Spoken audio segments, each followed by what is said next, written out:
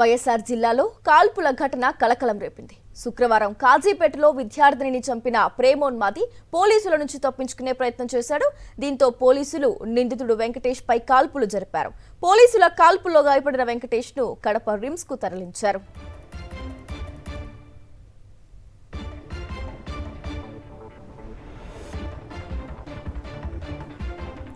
ఈ ఘటనకు సంబంధించి మరిన్ని డీటెయిల్స్ అందించేందుకు మా కరెస్పాండెంట్ శ్రీనివాస్ ఫోన్ లైన్ ద్వారా అందుబాటులో ఉన్నారు.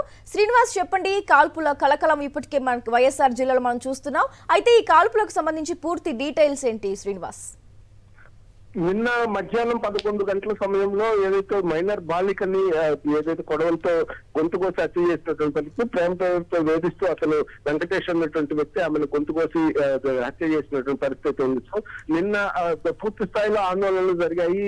ప్రజలందరూ కూడా అక్కడ ఉన్నటువంటి బంధువులు కానీ వాళ్ళందరూ దాదాపు 4-5 గంటల పాటు రోడ్డులోకి వచ్చేసి ఆందోళన చేసినటువంటి పరిస్థితి ఉంది. నిందితుల్ని పోలీసులు అదుపులోకి తీసుకున్నారు. అదుపులోకి తీసుకున్న సందర్భంలో అతను ఏదైతే కొత్తపల్లి బస బ్రహ్మంగారి మఠంలో అతను పోలీసుల నుంచి తప్పించుకునే ప్రయత్నంలో పోలీసుల మీద దాడి చేసి అతను పారిపోయే ప్రయత్నం చేశాడు. దీంతో పోలీసులు కాల్పులు జరిపారన్నటువంటి సమాచారం అయితే మనకు అందుతుంది. అతనికి కాలుకి గాయాలైనాయి.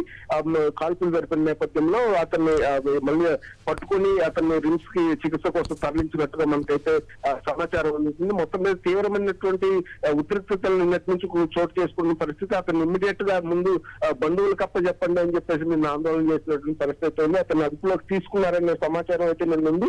అయితే పోలీసుల నుంచి అతను తప్పించుకునేటువంటి ప్రయత్నం చేశాడు.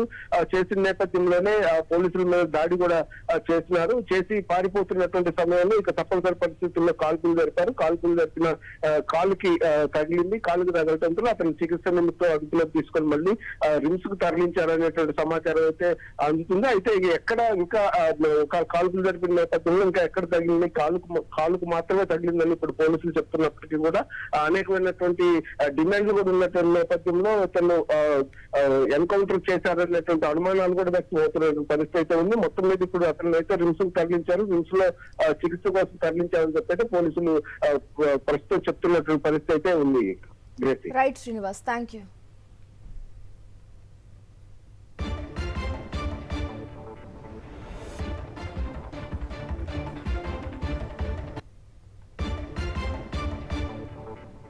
వైఎస్ఆర్ జిల్లాలో కాల్పుల ఘటన కలకలం రేపింది. శుక్రవారం కాజీపేటలో విద్యార్థినిని చంపిన ప్రేమోన్మాది పోలీసుల నుంచి తప్పించుకునే ప్రయత్నం చేశాడు. దీంతో పోలీసులు నిందితుడు వెంకటేష్ పై కాల్పులు జరిపారు. పోలీసుల కాల్పుల్లో గాయపడిన వెంకటేష్ ను కడప రిమ్స్ కు తరలించారు. ఈ ఘటనలో 2 కానిస్టేబుళ్లకు గాయాలైనట్టు తెలుస్తోంది.